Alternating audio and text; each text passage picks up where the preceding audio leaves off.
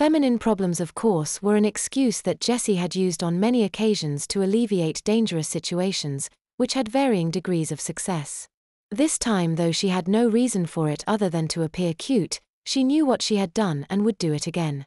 Thus she was willing to accept any punishment that the Jewel Cutters Guild might have in store for her.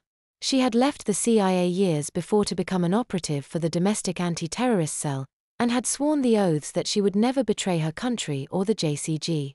Again, his face was unchanged by her last attempt to connect to his feelings, but all she witnessed was the dying flame in his eyes as he stepped aside, revealing the two scientists with hypodermic needles placed gingerly in between their thumbs and forefingers, ready to inject the two different chemicals into her body.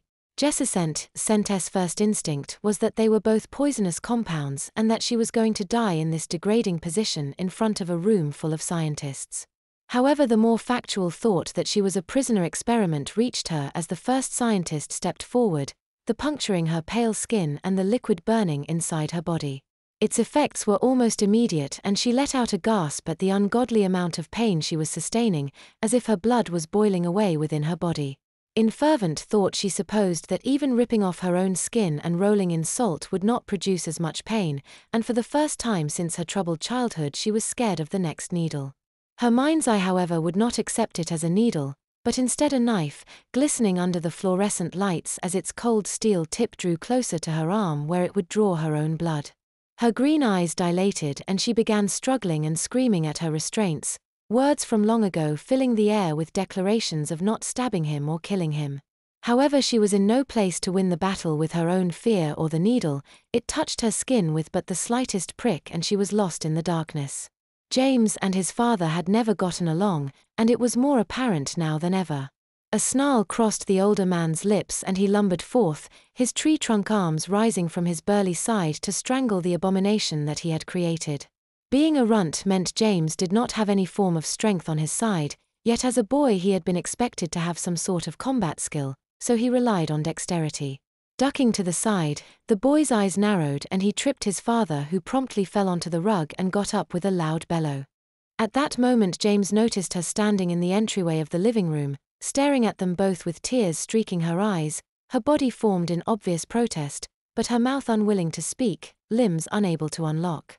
Perhaps it was her appearance that had let him be caught off guard, massive hands grabbing his neck and the chaotic feeling of flying into something hard, stars literally filling his vision as his head was repeatedly jammed against a hard surface. Finally it stopped, and the sounds of heavy breathing were heard hovering over him. Blood flowed from his nose, spreading against the carpet and sinking in. It Walden sent TB the last that fell against the floor that day. Over him stood his father, fists together, and teeth contorted into an angry scowl. The man had gone nuts.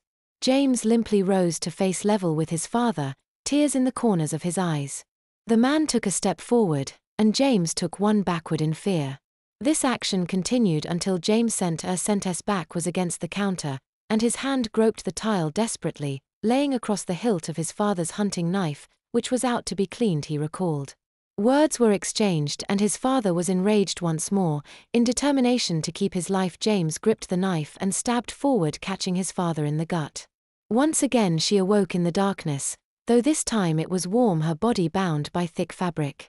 A low hum was heard under a melodic tune of an electronic lullaby, which set her fragile mind at ease as she opened her eyes to the slowly turning mobile above her.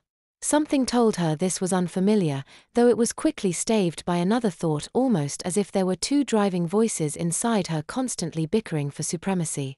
Instantly she recognized the responding voice to be alien to her, telling her that this was her home and she was waking up from her daily nap.